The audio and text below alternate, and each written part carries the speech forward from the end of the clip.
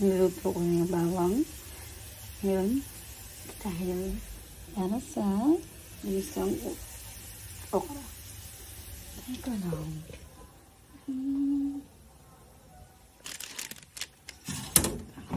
Ito tayo. I think kunahin ko na lang muna to. Bali ko na sa salinan. Ito na pa naman. Kasi puno ko sinangalantin ko pa na sana. Pwede lang natin. So, ayan guys. Toyo. Toyo. Ang i-add ko dito. Yun ang magpapasarap ng ating kinisang okra. Actually, it's my mom's recipe. I just miss na niluluto lang ni mother. So, since nakabukod tayo, guys, tayo na magluluto ng para sa ating asawa. Saklap lang, ayaw ng asawang kumain ng gulay. Kahit anong push mo. So, guys, tayo dito tayo mabubuhay ng walang gulay, diba?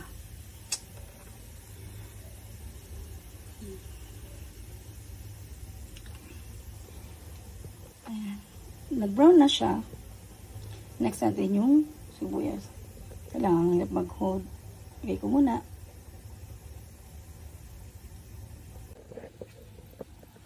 Tada! So, nalagay ko na yung sibuyas. Make sure lang nakaluhit ang ating para hindi masunog. Kasi guys, pag sunog, diba? Iwasan natin yung super toasted. Sobrang sunog kasi syempre iwasan natin ng mga carcinogenic. Kasi pag sobrang halos uling na. Diba? Halos uling na yung pagkain.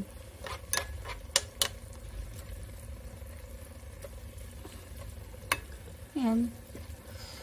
So, pag feeling mo, okay na yung sibuyas. Siyempre, hindi na natin itong okra. Iniwa ko siya ng ganyan. Pinanay ko kasi, mga ganyan ang hiwa niya, ganyan. Parang, halos ganyan.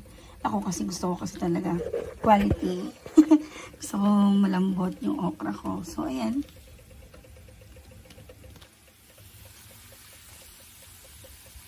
Ako lang naman lutuan ko sarili ko. Sa'yo nang asawa ko yung mahal ng okra. Kahit anong push ko dyan. Anyway, kailangan ko naman to. Siyempre, alam naman, okra anti-sugar yan. So, healthy naman din. And actually, it's my favorite. Tapos nalala ko nga pala, guys. Ayan. So, luruin lang. So, medyo malambot yung okra. Medyo kumakatas-katas na siya.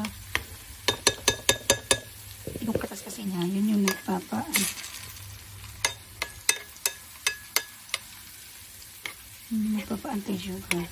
So, yun nga lang. Anyway, vegetable oil naman to. Suggested naman ng doctor ko yung vegetable oil. Kung talagang hindi ko kaya i-let go yung oil. But since okay naman ang aking triglyceride and cholesterol ngayon, hindi tayo masyado takot gumamit ng oil. Anyway, lang. Okay guys, balik tayo ngayon sa okra natin. Tingnan natin kung malambot na ba siya. Ayan. Uy! Nakabukas ko ng isa. So, feeling ko, yummy na to. So, lagdagan na natin ng toyo. Here. Of course, isa lang kamay naghamit ko. Hindi ko kaya pang tagahawak. Wait lang. Okay ito. Lagyan ko na ng toyo. Again. Ay, hindi ko pa nasabi. Ba't ka again ako? Ito nalagyan na natin toyo. So, hindi po ako in-sponsored ng brand na to. Ito lang po yung aking nabili. So, grocery. So, any brand will do. I'm not sponsored by this, okay? And, ayan. Walang na ito nanay ko.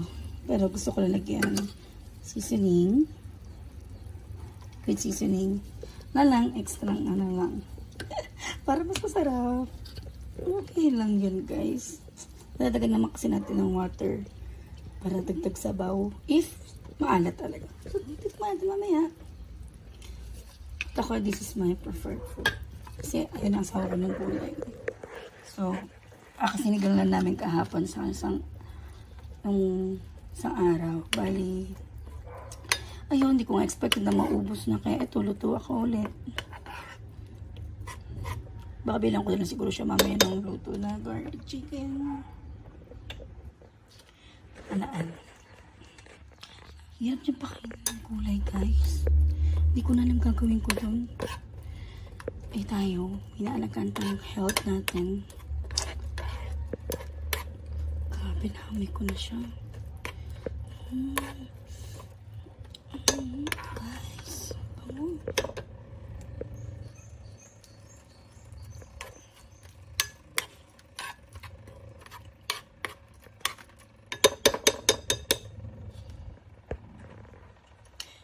Okay.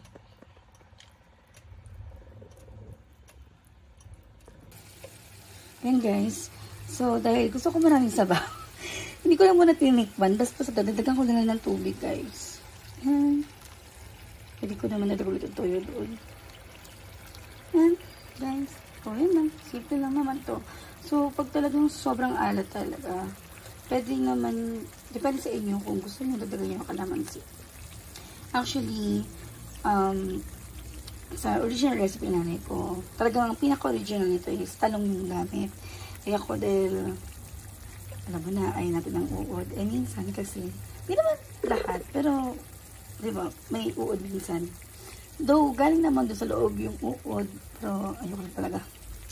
So, gross. Arte. Anyway, yun, kaya okra na lang. Pero, pwede na yan. Pero, gusto ko na siya, masarap talong dito. Anyway, kaya kung kayo rin naman yung maghiwa ng talong, samahan yung talong, masarap. Pero ako, tsagayin ko na ito ang okra. Okay lang, yun lang guys. Share ko lang sa inyo if you want. Bye! If, like nyo pala, if feeling nyo matulong kayo sa akin, or think my video is so entertaining naman, you can like and subscribe. Thank you. Bye-bye.